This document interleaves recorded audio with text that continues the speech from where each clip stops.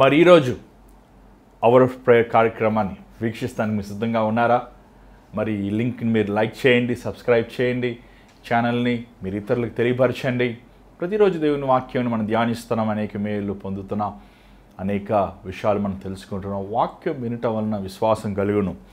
మరి దేవుడు ఇచ్చిన మహాకృప బట్టి అనేక మందికి ప్రార్థిస్తానికి, అనేక మందిని దేవునిలో స్థిరపరుస్తానికి దేవుడు సహాయం చేస్తున్నాడు.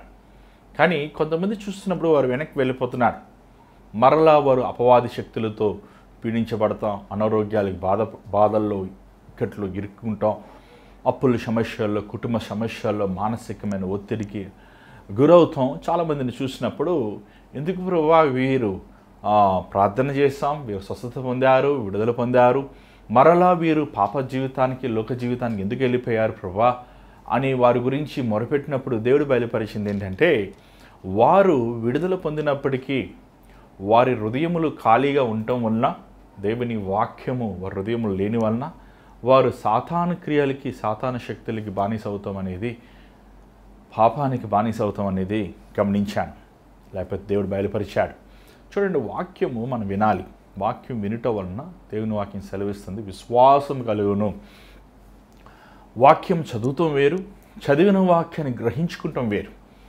ఏమండి, మనం చూస్తున్నాం, ఆ ఇథియోపియా అధికారి తను వెళ్తున్నప్పుడు, యెషయా గ్రంథం చదువుతున్నప్పుడు ఫిలిప్ అడుగుతాడు, నువ్వు చదివే వాక్య భాగం నీకు అర్థమవుతుందా? అర్థం కావట్లేదు అన్నప్పుడు దానికి వివరణ చెప్తాం. ఆ వివరణ ప్రకారం తన హృదయాన్ని యేసుకిచ్చి రక్షించబడతాం. మరి ఆది సంఘములో, ఇథియోపియా దేశంలో సువార్తను ప్రకటిస్తానికి తనకు మూలకారకుడు ఆ అధిపతి అవుతున్నట్లు మనం చూడగలుగుతున్నాం. మరి ఈరోజు welcome you all to the hour of prayer. మరి ఈస్టర్ అయిపోయింది, చాలామంది సందడి అయిపోయింది, బ్యాక్ టు ద ఏమండి రెగ్యులర్ లైఫ్. జోష్ తగ్గిపోయింది, ఆసక్తి తగ్గిపోయింది. మరలా ఇంకా క్రిస్మస్ వరకు అలా ఈడ్చుకుంటూ వెళ్తుంటారు చాలామంది క్రైస్తవులు. మీరు కూడా అలా ఉన్నారా? చూడండి, ఈస్టర్ తర్వాత బైబిల్లో మనం అనేక సంగతులు చూడగలుగుతున్నాం. ఏంటండి మనం ధ్యానిద్దాం. మరి అందరూ రండి, మీరు రండి, కూడి రండి, మీ కుటుంబంతో దేవుని వాక్యం వినండి, బైబిల్ తెచ్చుకోండి, బైబిల్ చదవండి. కొంతసేపు దేవుని వాక్యం విన్నప్పుడు మీ హృదయములు ఉల్లాసము, సమాధానము, మీకు నూతన హృదయము దేవుడిస్తానికి అవకాశం ఉంటుంది. మరి కార్యక్రమం వెళ్దామా? చిన్న ప్రార్థన. పరిశుద్ధమైన తండ్రి దయగల ప్రభువా, మరొకసారి మరొక దినమున మరొక అవకాశం అనుగ్రహించినందుకు వందనములయ్యా. అయ్యా, నన్ను నీ సిలువ చాటు మరుగుపరిచి సమయంను ఆశీర్వదించు, నీ మాట నా నోట్లో ఉంచు, కృప చూపించు. యేసు నామమున అడుగుచున్నాం తండ్రి, ఆమేన్. మరి ఈరోజు లూకా సువార్త 24వ అధ్యాయము, లూకా సువార్త 24వ అధ్యాయము 13వ వచనం నుంచి చదువుదామండి. ఇదిగో, ఆ దినమందే వారిలో ఇద్దరు యెరూషలేమునకు ఆమడ దూరమున ఉన్న ఎమ్మయు అనొక గ్రామమునకు వెళ్ళుచు జరిగిన ఈ సంగతులన్నిటిని గూర్చి ఒకరితోనొకరు సంభాషించుచుండిరి. వారు సంభాషించుచు ఆలోచించుకొనుచుండగా యేసు తానే దగ్గరకు వచ్చి వారితో కూడా నడిచెను. అయితే వారాయనను గుర్తుపట్టలేకుండా వారి కన్నులు మూయబడెను. ఆయన, మీరు నడుచుచు ఒకరితో ఒకరు చెప్పుకొనుచున్న ఈ మాటలేమని అడుగగా వారు దుఃఖముక్కులై నిలిచిరి. చదవండి. వారిలో క్లయూప అనువాడు యెరూషలేములో బస చేయుచుండి ఈ దినములలో అక్కడ జరిగిన సంగతులు నోవొకడవై ఎరుగువా అని ఆయనను అడిగెను. ఆయన అవి ఎవని వారిని అడిగినప్పుడు వారు నజరేయుడైన యేసును గూర్చిన సంగతులే. ఆయన దేవుని ఎదుటను ప్రజలందరి ఎదుటను క్రియలలోనూ వాక్యములోనూ శక్తిగల ప్రవక్త అయి ఉండెను. మన ప్రధాన యాజకులను, అధికారులను ఆయనను ఎలాగూ మరణశిక్షకు అప్పగించి సిలువ వేయించిరో నీకు తెలియదా? ఇశ్రాయేలును విమోచింపబోవాడు ఈయనే అని మేము నిరీక్షించి ఉంటిమి. ఇదిగాక ఈ సంగతులు జరిగి నేటికి 3 దినములాయెను. అయితే మాలో కొందరు స్త్రీలు తెల్లవారగానే సమాధి యొద్దకు వెళ్ళి ఆయన దేహమును కానక వచ్చి, కొందరు దేవదూతలు తమకు కనబడి ఆయన బ్రతికియున్నాడని చెప్పిరని మాతో చెప్పి మాకు విస్మయము కలుగజేసిరి. చాలు. ఇక్కడ మనం చూసినట్లయితే ఎమ్మాయు అనే ఈ ప్రాంతానికి వెళ్తున్నారు. ఈ ఎమ్మాయు అనే ప్రాంతం, ఈ విలేజు ఏమండి, ఇది యెరూషలేము నుంచి 7 మైళ్ళు లేకపోతే 11 కిలోమీటర్లు. ఏమండి, వీరు నడుచుకుంటూ వెళ్తున్నప్పుడు వీరిద్దరు, మరి ఇది లూకా గారు మరలా సువార్తను రాస్తున్నప్పుడు, ఎందుకంటే వీరిద్దరు కూడా యేసుప్రభు శిష్యులు అయ్యారు.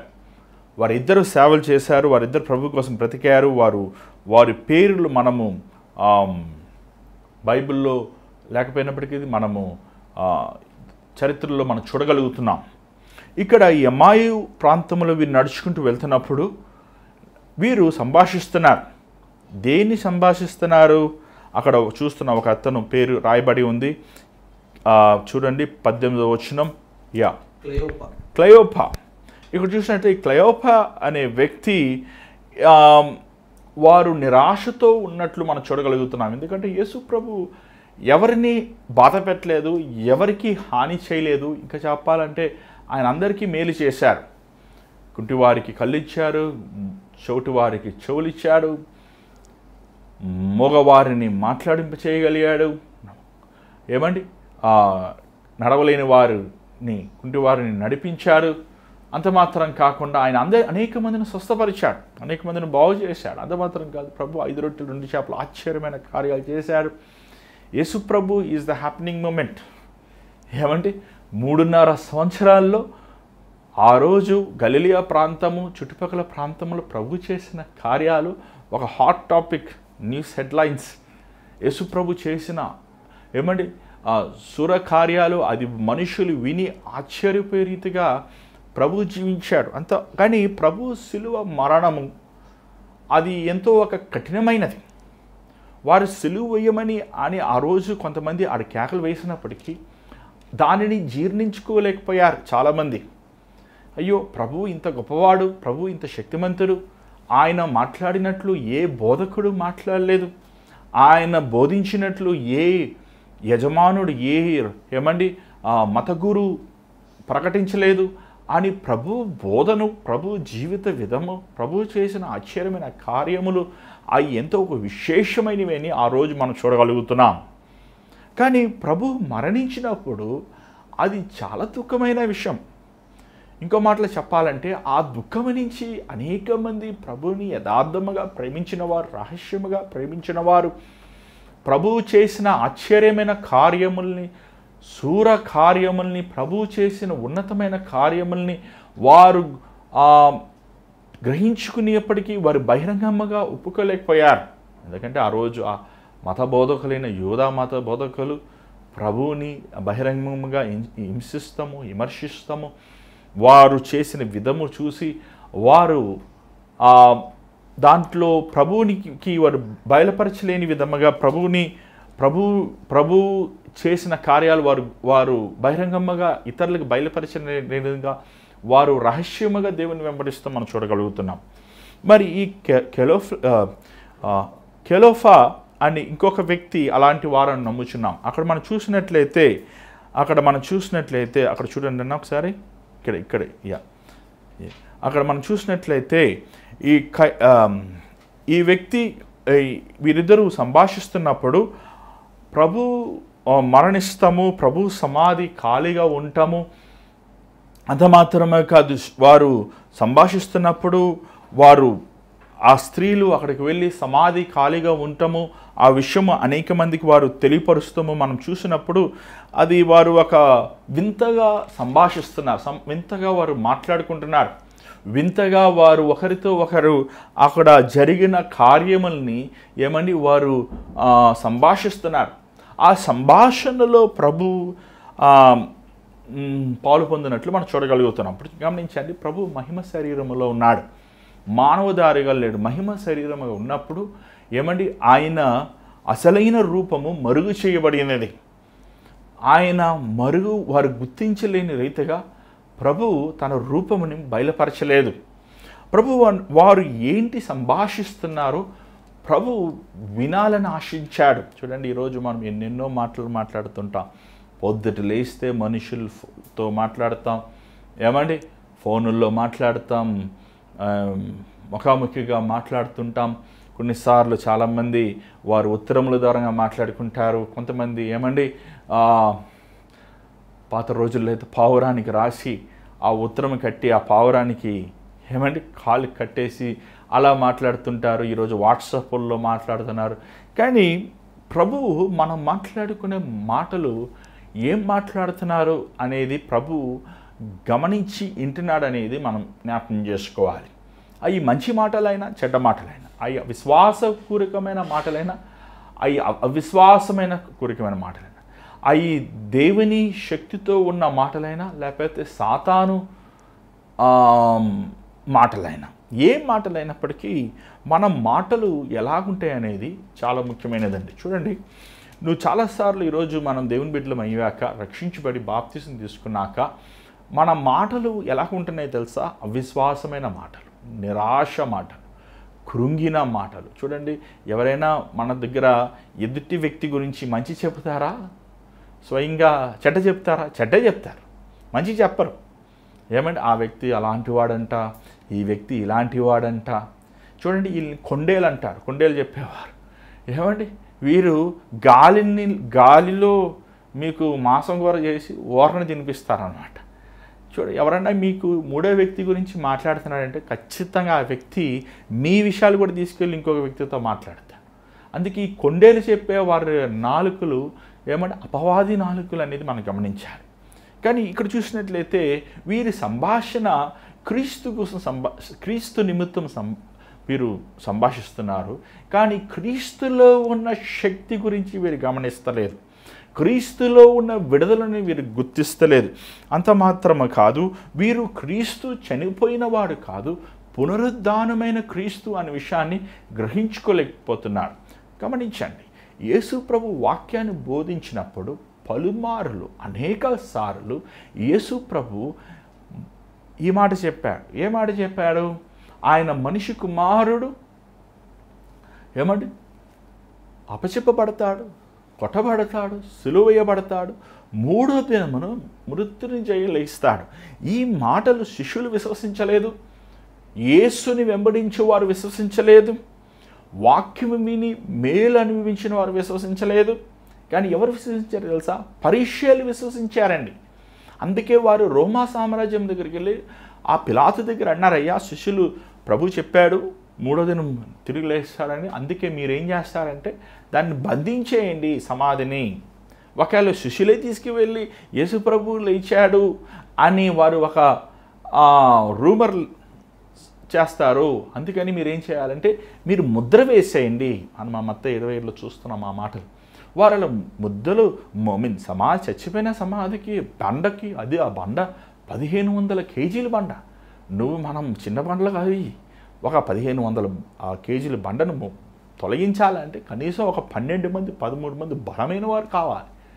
కానీ దానికి మళ్ళీ ఆ సంఖ్యలు వేసి ఆ బండకి ఒక ముద్ర వేసి మరలా ఏమండి ఆ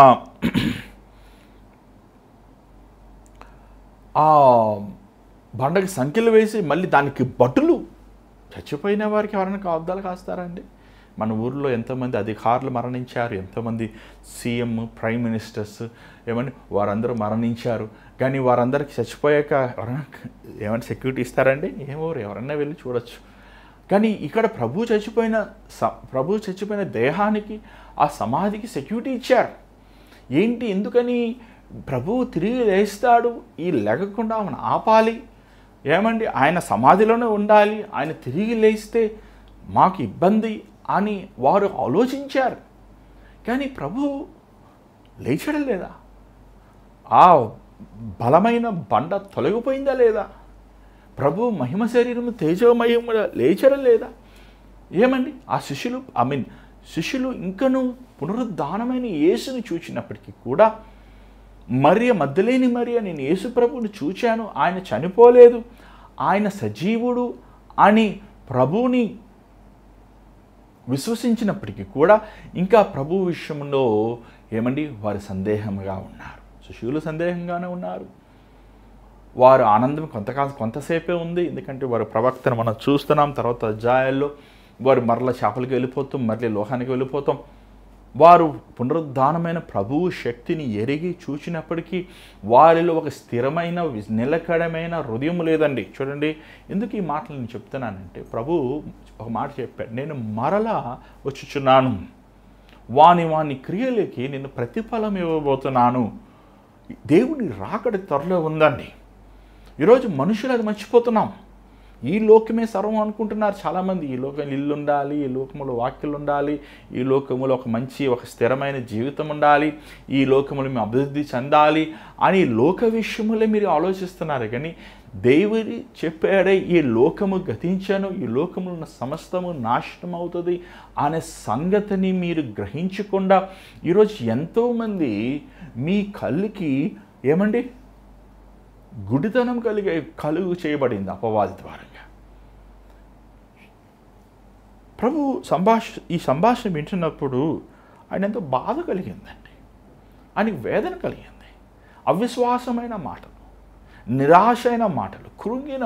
యేసు ప్రభు ఓడిపోలేదు కదా, యేసు ప్రభు విఫలం ఈజ్ నాట్ ఎ ఫెయిలియర్ కాదండి. ఆయన మరణం, ఆయన చనిపోతాము, ఆయన పునరుద్ధానము మానవ జాతికి విమోచన.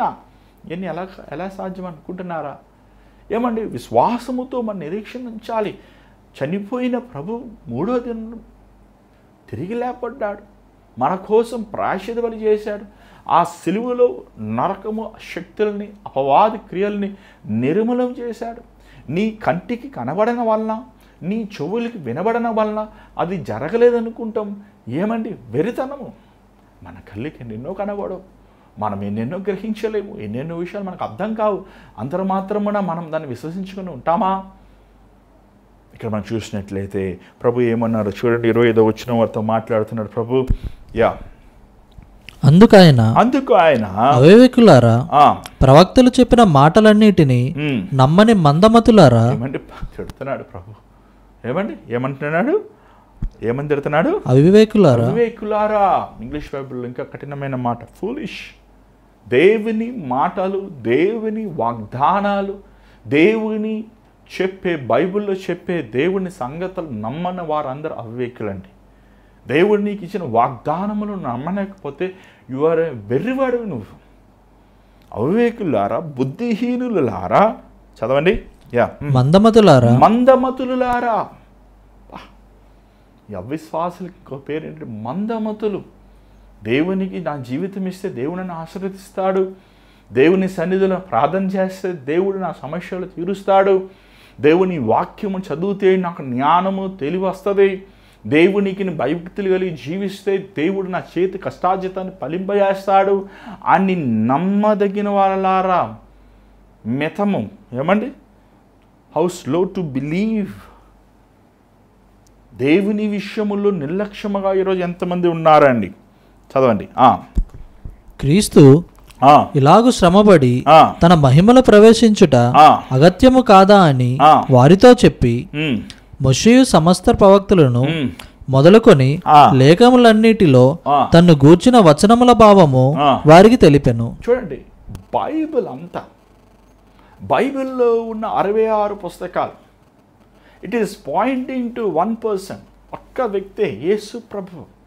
నువ్వు ఆదికాండం తీసుకో, నిర్మాకాండము తీసుకో, లేవికాండం తీసుకో, సంఖ్యాకాండం తీసుకో, ప్రవక్తలు మాట్లాడిన ప్రసంగాలు తీసుకో, కీర్తనలు రాసిన కీర్తనలు తీసుకో, సామెతలు తీసుకో, సువార్తలు తీసుకో, పౌలు ఉత్తరములు తీసుకో, ప్రకటన గ్రంథం ఏ పుస్తకమైనా ఆ పుస్తకము సారమేంటి? క్రీస్తు ఒక్కడే రక్షకుడు, క్రీస్తు ఒక్కడే విమోచకుడు, క్రీస్తు ఒక్కడే పాప పరిహారము మన మానవ జాతి కోసం చేసినవాడు. చూడండి, యేసు ప్రభు లేకుండా, యేసు క్రీస్తు లేకుండా మానవుడికి విమోచన లేదు. బైబిల్ను చదవంటే ఏదేదో పనికిమాల క్వశ్చన్లు వేస్తుంటారు చాలామంది. కయ్యానికి భార్య ఎవరు? ఏమండి? సౌలుతో మాట్లాడింది ఎలా మాట్లాడాడు సమూయేలు అని పిచ్చి పిచ్చి వాటివి, అనవసరమైన వాటివి, వ్యర్థమైన వాటి మీద ధ్యాస ఉంచుతారు. చూడండి, బైబిల్లో సారం ఏంటంటే నీ దృష్టి క్రీస్తు మీద ఉండాలి. ఎందుకంటే king is the king of kings and lord of lords. సర్వాధికారం కలిగిన వాడు యేసు ప్రభు. అన్ని నామముల కంటే ఉన్నతమైన నామం. ప్రతి మోకాలు ఆయనకి వంగాలి, ప్రతి నాలిక ఆయన నామము ఉచ్చరించాలి. ఆయన నామము తప్ప మానవ జాతికి విమోచన లేదు. అర్థం కావట్లేదు వీళ్ళకి. యూదులు మాట్లాడితే మేము అబ్రహాం సంతానం అంటారు, మాట్లాడితే మేము మోషే ధర్మశాస్త్రము మించిన గొప్ప దేవుడు ఉన్నాడు. చెప్పాలంటే మోషే ధర్మశాస్త్రముని ఇచ్చిన వాడు, ఆల్ఫా ఒమేగా అన్నవాడేవాడు. యేసు క్రీస్తుని, యేసు ప్రభువుని బైబిల్లో మనం చూసినట్లయితే ఆయన జీవించినప్పుడు యేసు ప్రభు విలువను ఒక్క వ్యక్తి మాత్రమే గుర్తించిందండి. సీరియస్గా, అది కూడా స్త్రీయే, పురుషులు కూడా కాదు, శిష్యులు అసలే కాదు. ఎవరు తెలుసా అది? మరియా. మరియా యేసు ప్రభు పాదముల దగ్గర తనకు విలువైన అమూల్యమైన తన అత్తర్ని కుమరించుడు. మనం ఎప్పుడైనా ఒక వ్యక్తిని మనం గుర్తించినప్పుడు, మనం ఎప్పుడైనా ఒక వ్యక్తిని విలువగా ఎంచినప్పుడు ఆ వ్యక్తికి మనం విలువైనది ఇస్తాం.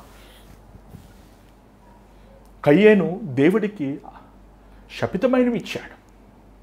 ఏబేలు గొర్రెలింట్లో శ్రేష్టమైన గొర్రెని దేవునికి ఇచ్చాడు. ఎందుకు తెలుసా?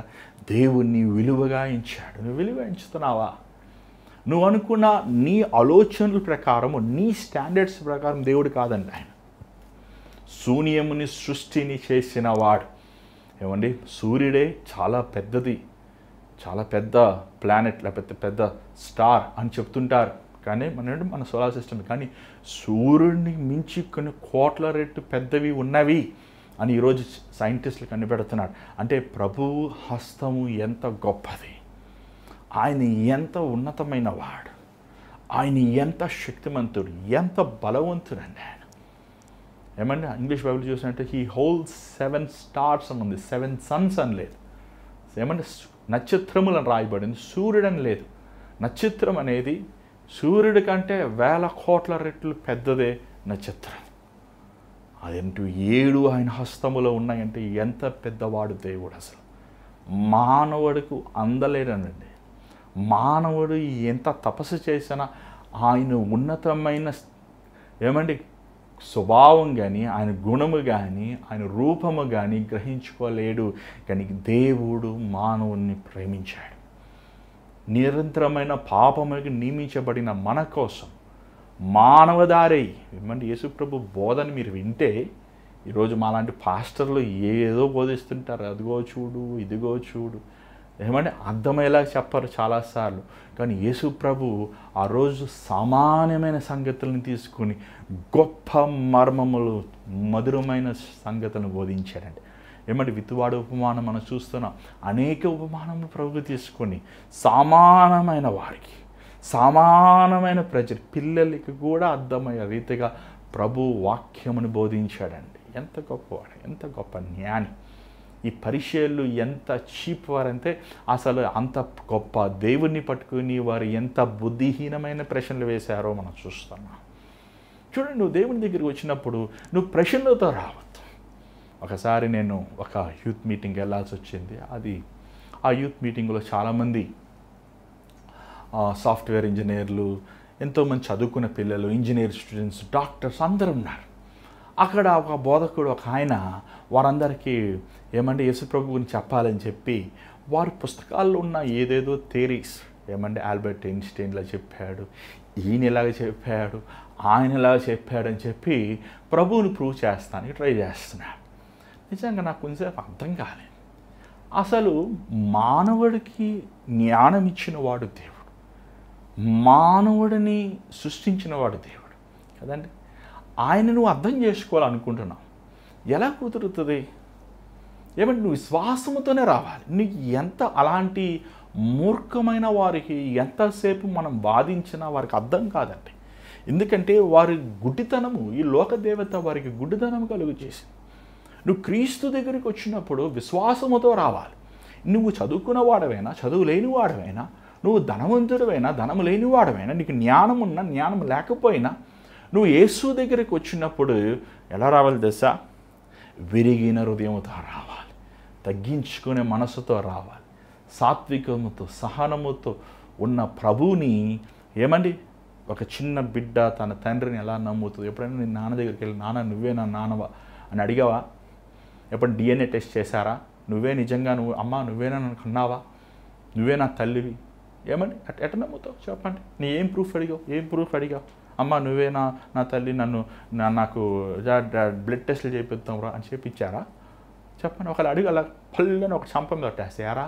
నేను ప్రసవం మోసి నేను కని నిన్ను పెంచితే ఎలా మాట్లాడుతుంది దుర్మార్గుడు కూడా ఏమని? ఈరోజు చాలామంది దేవుడి దగ్గరికి వెళ్ళి, నువ్వే దేవుడు అయితే ప్రూవ్ చేయి, నువ్వు దేవుడు అయితే నాకు ఇది ప్రూవ్ చేయి, ఈ ఫార్ములాలో ప్రూవ్ చేయి, నువ్వు నాకు కనబడు. ఏమని అడగాలి? ఏమనాలి? పిచ్చోళ్ళు అనాలి. ఏమండి? విశ్వాసముతో నువ్వు రా ప్రభు దగ్గరికి. ఆయన తప్ప మానవ జాతికి విమోచించేవాడు లేడు. వీరు ఆ ప్రభు అక్కడ చూసినట్లయితే ప్రభు వారికి పాపం ఎంత సహనం అండి, ప్రభుకి ఎంత సహనం. తిట్టాడు కాదంటలేదు, తిట్టినా సరే ఓపికతో ఏమండి వాక్యములో ఉన్న ప్రతి దేవుని మాటలు మరలా ఏమండి ఆ రిఫరెన్స్లన్నీ వారికి వాక్యముని ప్రకటించాడు ప్రభు. 28వ వచనం చదవండి ఒకసారి. ఇంతలో తాము వెళ్ళుచున్న గ్రామము దగ్గరకు వచ్చినప్పుడు ఆయన ఇంకా కొంత దూరము వెళ్ళినట్లుగా ఆగపడగా వారు సాయంకాలము కావచ్చినది, ప్రొద్దుగురుంకినది, మాతో కూడా ఉండమని చెప్పి ఆయనను బలవంతము చేసిరు గనుక ఆయన వారితో కూడా ఉండుటకు లోపలికి వెళ్ళెను. ఆయన వారితో కూడా భోజనముకు కూర్చున్నప్పుడు ఒక రొట్టెను పట్టుకొని స్తోత్రము చేసి దాన్ని విరిచి వారికి పంచిపెట్టగా. ఏమండి అసలు యేసుప్రభు స్టైల్ చూడండి. భోజనం చేస్తే ప్రార్థన చేసుకుంటారా? అన్నం వాళ్ళు రొట్టె అంటే ఆ రోజుల్లో ఆ యూదులు ఆ కాలంలో రొట్టె తింటారండి. మరి మనం ఏం తింటామని అన్నం తింటాం. ఏమంటే అదే మీరు ఇటాలియా వెళ్తే ఏదో నూడిల్స్ తింటారు. ఏమంటే ఒక్కొక్క దేశం ఒక్కొక్క ఆహారం. అక్కడ రొట్టె అనేది మనం ఎందుకు ప్రభు భావించాడంటే ఆ ప్రాంతంలో వారు రొట్టె తింటారు.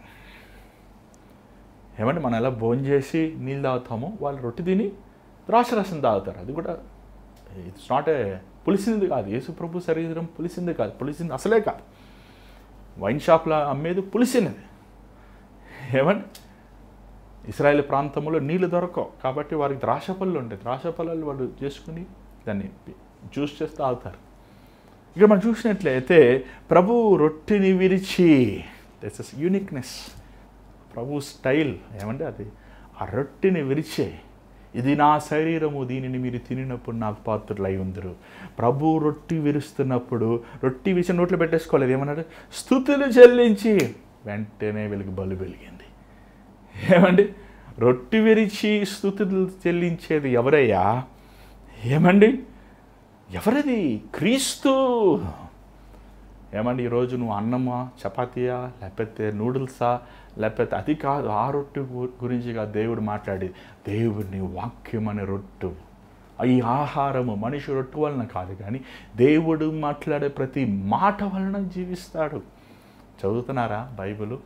నీ శరీరానికి కావాల్సింది లోకరీతైన ఆహారం, నీ ఆత్మకు కావాల్సింది దేవుని వాక్యము. మనిషి రొట్టె వలన కాదు కానీ దేవుడు మాట్లాడే ప్రతి మాట వలన జీవిస్తాడు. సాతాను అన్నాడు, ఈ రొట్టెలు రాయని రొట్టె చేసుకోవా? ఆ రొట్టెలు వద్దు సాతానా.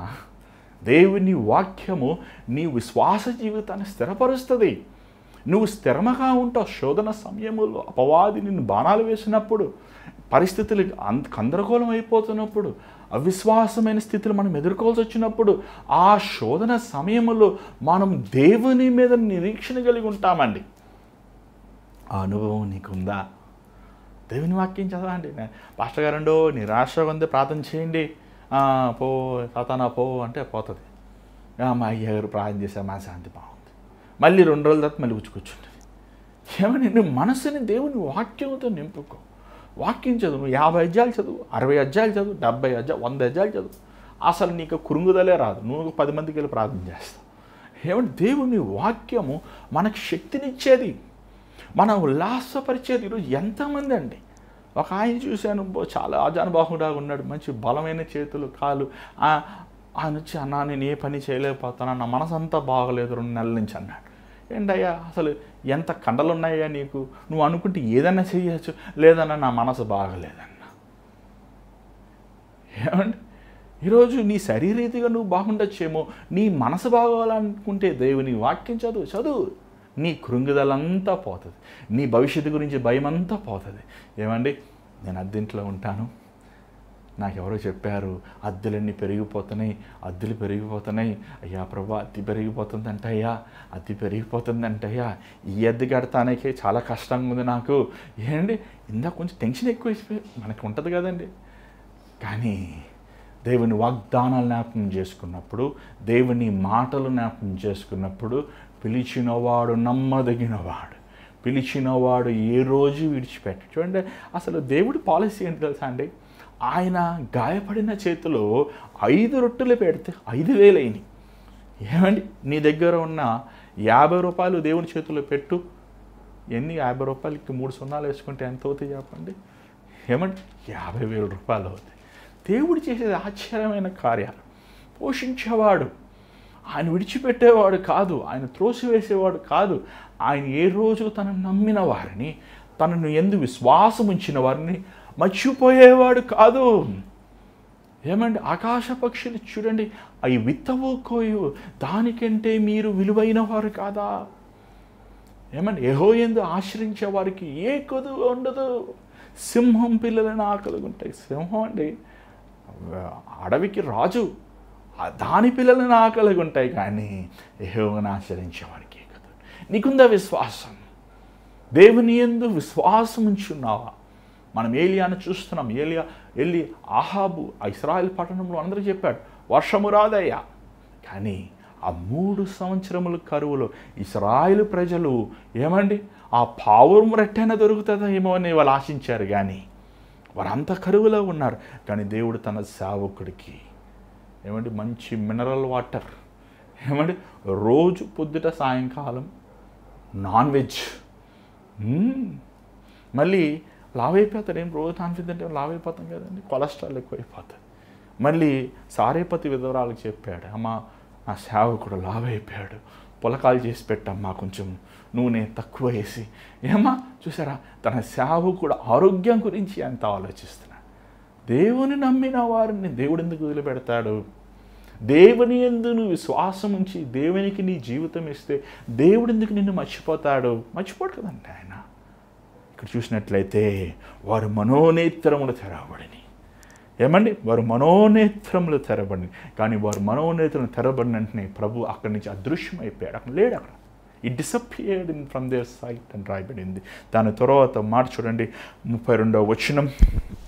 అప్పుడు వారు ఆయన త్రోవలో మనతో మాట్లాడుచు లేఖనములను మనకు బోధపరచునప్పుడు మన హృదయము మనలో మండుచుండలేదా అని. కావాలండి ఈరోజు మనకు కావాల్సింది ఏంటి? సంఘాల్లో ఈరోజు మన సంఘములో ప్రసంగాలు కాదు, లేకపోతే ఏమైనా ఎంటర్టైన్మెంట్లు కాదు. ఎంటర్టైన్మెంట్లు ఉన్నాయండి, స్కిట్లు ఉన్నాయి, డ్యాన్సులు ఉన్నాయి, డ్రామాలు ఉన్నాయి, ఏమంటే పాటలు ఉన్నాయి, శబ్దాలు ఉన్నాయి, ప్రసంగాలు కూడా ఉన్నాయి.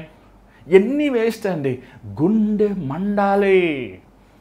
ఏమండి, మీరు థర్మల్ స్కాన్ చేసేటప్పుడు చచ్చిపోయేవాడికి బతికిన వాడికి వ్యత్యాసం ఏంటి తెలుసా? చచ్చిపోయిన వాడికి లోపల వేడి ఉండదు, మంట ఉండదు, అగ్ని ఉండదు. బతికే వాళ్ళు అగ్ని ఉంటుంది. ఏమండి, ఆయన మాట్లాడుతున్నప్పుడు మన గుండెలు మండలేదా? ఈరోజు నీ గుండె దేవుని కోసం మండుతుందా? నువ్వు ఆత్మీయంగా సజీవుడిగా ఉన్నావా? నువ్వు మోకరించి ప్రార్థన చేయగలుగుతున్నావా?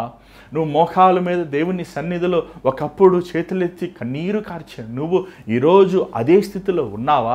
గంటల తరబడి బైబిల్ చదివే నువ్వు ఈరోజు నువ్వు బైబిల్ చదవగలుగుతున్నావా? చిన్న అబద్ధం ఆడితే మనస్సాక్షి గుచ్చుకుని మరలా వెళ్ళి సారీ చెప్పి సత్యంను మాట్లాడి నువ్వు ఈరోజు అలాంటి యథార్థమైన జీవితం నీలో ఉందా?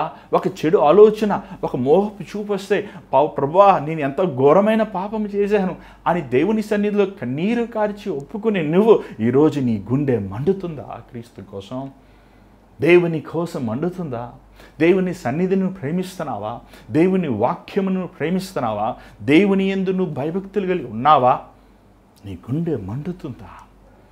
ఈరోజు యేసుప్రభు మన కోసం పునరుద్ధరణ అయ్యి ఉన్నాడు. ఆయన సమాప్తమైనది, ఆయన సమస్తం మన కోసం సిద్ధపరిచాడు. ఇదిగో నేను త్వరగా వచ్చిచున్నాను, వాని క్రియల పట్ల ప్రతిఫలం ఇవ్వబోతున్నాను అంటున్నా.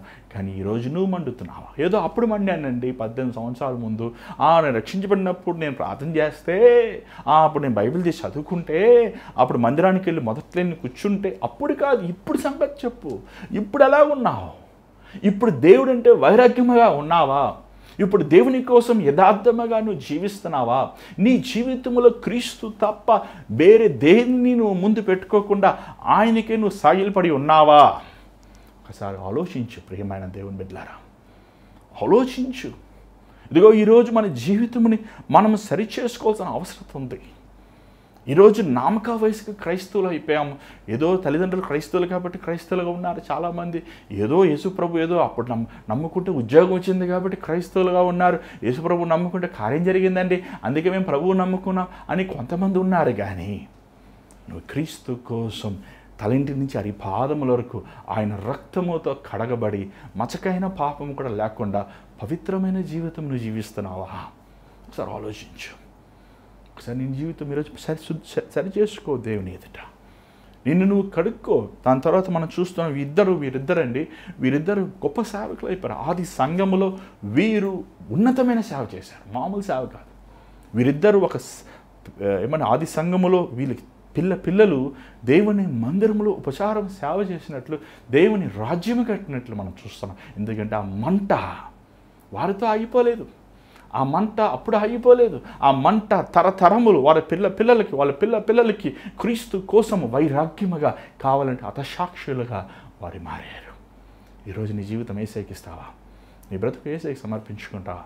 ఈరోజు ఎన్నోసార్లు నిబంధన చేస్తావు, ఎన్నోసార్లు ప్రభు కోసం ఉంటానని చెప్పి వెనక్కి వెళ్ళిపోయావే. ఇప్పుడైనా ప్రభు దగ్గర తిరిగి వస్తావా? ఇదిగో నీకోసం గాయపడిన హస్తము చేయి చాచి ప్రభువు నీకోసం వేచి ఉన్నాడు. నిన్ను బాగు చేయాలని, నిన్ను సరిచేయాలని, నీలో ఉన్న అవిశ్వాసము, నీలో ఉన్న లోకములో ఉన్న పాప మబ్బుతో ఉన్న నిన్ను శుద్ధి చేయాలని, కడగాలని, నిన్ను పవిత్రపరచాలని ఆశిస్తున్నాడు. నీ జీవితం యేసయ్యకిస్తావా? దయచేసి ఉంచని ప్రార్థన చేద్దాం. పరిశుద్ధమైన తండ్రి దయగల ప్రభువా, మరొకసారి నీ పాసనలోకి వస్తున్నాం నాయన. మమ్మల్ని ఒకసారి చూడయ్యా. మేము ఏం మాత్రము యోగ్యత లేదయ్యా, అర్హత లేదు నాయన. మోకరించి నీ పేరు పెట్టి పిలుస్తాను, మాకు యోగ్యత లేదు ప్రభువా. మేము అనేక విషయములు మేము కోల్పోయామయ్యా. మేము అనేకమైన నిబంధనలు చేశాం, అనేకమైన తీర్మానములు చేశాం, కానీ వెనక్కి వెళ్ళిపోయామయ్యా. మమ్మల్ని క్షమించు నాయన. ఈరోజు మమ్మల్ని నీ రక్తముతో కడుగయ్యా. మమ్మల్ని బాగు చేయి నాయన. మమ్మల్ని పరిశుద్ధపరచు ప్రభా. మా గుండెలు నీ కోసం మండనివయ్యా. నీ స్వార్థ సేవ విషయములో, నీ పరిచర్య విషయములో, ఆత్మలు రక్షించే విషయములో, నీ కోసం యథార్థముగా సత్యముగా మాట్లాడే విషయములో, నీ కోసం నైనా కరెక్ట్గా ఉండే విషయములో నైనా మేము మండివారుగా, అనేక వేల లక్షలాది మందిని ప్రభావితం చేయవారుగా నీ ముందు నిలబడినప్పుడు బలానమ్మకమైన మంచి దాసుడా అని నీ ద్వారంగా మెప్పించుకున్న యోగ్యత మాకు దయచేయనాయన. దేవన్ విత్తబడిన వాక్యాన్ని నీ బిడ్డ హృదయంలో ముద్రించు ప్రభా. నీ ఆత్మ కార్యముని చేయమని యేసు నామములో అడుగుచున్నాం తండ్రి, ఆమేన్. ఈరోజు దేవుడు మీతో మాట్లాడుతూ మాకు తెలియపరచండి. మీ ప్రార్థన అవసరాలు స్క్రీన్ కనబడుతున్న నెంబర్కి మీరు కాల్ చేయొచ్చు. 8939392139. మీరు వాట్సాప్ చేయొచ్చు, వాయిస్ మెయిల్ పంపించవచ్చు. మేము మీకోసం ప్రార్థిస్తున్నాను, నేను మీకోసం ప్రార్థిస్తాను. దయచేసి మీరు వేరే నెంబర్లు చేయొద్దు, నేను కన్ఫ్యూజ్ అవుతున్నాను. మీరు ఈ ప్రార్థనకని నియమించబడిన నెంబరు మీరు వాయిస్ మెయిల్ పంపిస్తే, లేకపోతే వాట్సాప్ కాల్ చేస్తే, వాట్సాప్ టెక్స్ట్ మెసేజ్ నేను ఎత్తుతాను, నేను మీకు రెస్పాన్స్ ఇస్తాను. అంత మాత్రం కాదు, ఈ భారమైన పరీక్షల్లో దేవుడు మిమ్మల్ని ప్రేరేపిస్తే మీ గూగుల్ పే మీ విరాళం పంపించవచ్చు. Google pay, PhonePe account numbers ద్వారంగా ఈ పరీక్షల్లో మీరు పాలు పొందవచ్చు. మీరు పంపించే ప్రతి కానుక ప్రభు సేవలు నమ్మకంగా వాడుతున్నాం. దేవుడు మిమ్మల్ని, మీ కుటుంబంని బహుగా ఈ ఈస్టర్ తర్వాత దీవించి మీ గుండెలు ఆయన కోసం మండేలాగా, ప్రభు దృష్టిలో విలువైన వారుగా మీరు ఉండేలాగా మేము ప్రార్థిస్తున్నాం. అనేక మంది కోసం ప్రార్థిస్తున్నాం. మరి కార్యం జరిగాక మరలా మాకు చెప్పండి దయచేసి. మేము కూడా కలిసి ప్రభువుని స్తుతిస్తానికి ఒక అవకాశం ఉంటుంది. మరి దేవుని చేతిని రేపు కలుసుకుందాం. అందరు గాడ్ బ్లెస్ యూ. అన్నట్టు ముఖ్యమైన విషయం అండి, మర్చిపోయా మీకు చెప్తాం. మరి నేను రేపు ఏం పనేది గరువుపాలెం, తెనాలి పక్కనున్న గరువుపాలెం అనే ఒక గ్రామానికి, విలేజ్కి వస్తున్నానండి. మరి రేపు సాయంకాలం అక్కడ వాక్య ప్రకటన, సువార్త పరిచర్య ఉంది. మరి ఒకవేళ మీరు ఈ ప్రాంతంలో, చుట్టుపక్కల ప్రాంతంలో నుంచి వస్తున్నారంటే మీరు రావచ్చు. మరి ఆ వివరాలన్నీ మీకు తెలుగులో నేను స్క్రీన్లో పెట్టాను. మీకు ఇంకా నా వివరాలు కావాలంటే మీ నెంబర్ కాల్ చేయండి 8939392139 మీకు తెలియపరుస్తాను. మీ సిద్ధంగా ఉన్నాం. అదేం చేత మీద రేపు కలుసుకుందాం. అందరు God bless you. Good night.